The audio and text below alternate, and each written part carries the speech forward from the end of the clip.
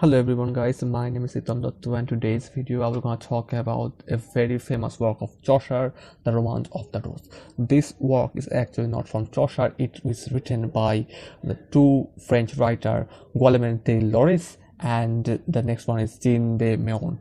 And this work is actually translated by Chaucer in around 1360.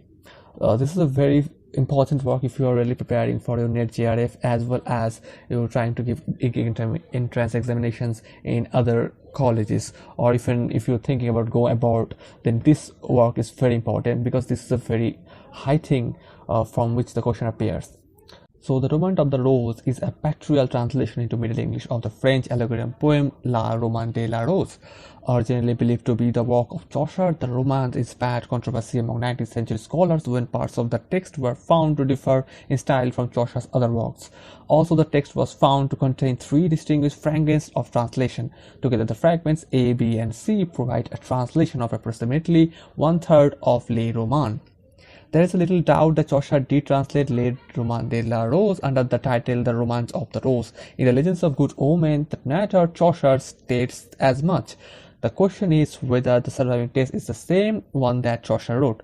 The authorship question has been a topic of research controversy, as such scholarly discussion of the Romance has tended towards linguistic rather than the literary analysis. So it's very important to remember that this work is, even though it's a translation from Chaucer, but it's still a very significant work, and it can be seen from the point of view of linguistic rather than the just like a literary analysis.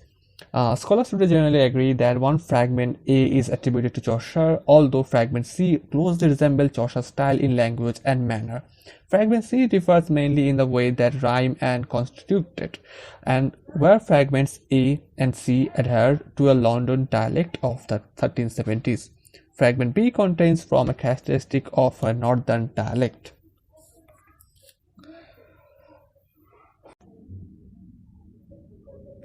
The story begins with an allegorical dream, in which the narrator receives advice from the god of love on gaining his lady's favor, her love being symbolized by a rose. He is unable to get to the rose.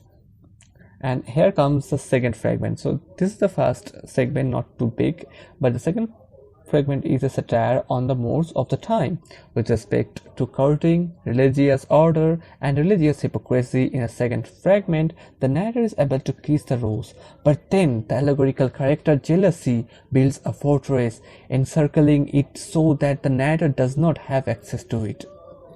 And that's how the second fragment actually ends. The third fragment of the translation takes up the poem 5,000 lines after the second fragment ends. At its beginning, the god of love is planning to attack the fortress of jealousy with his barons. The rest of the fragment is confession given by false semblant or false seeming, which is a treatise on the way in which men are false to one another, especially the clearly to their parishioners. The third fragment ends with false semblant going to the fortress of jealousy in the disguise of a religious pilgrim. He speaks with wicked tongue that is holding one of the gates of the fortress and convinces him to repeat his sins. The poem ends with false semblant abusing wicked tongue of his sins. So here's the poem, but the most important thing is that the questions that are actually come from this poem is not the ones that are actually included in the text. So the questions are always basically comes out of the text, which is the who has written this poem, how many lines in this poem is all about.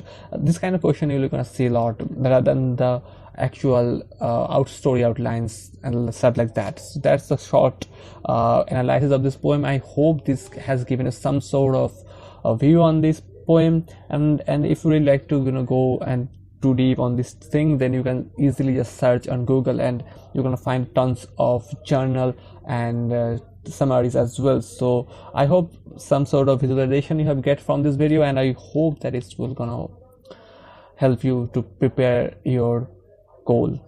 So that's the video. Thank you.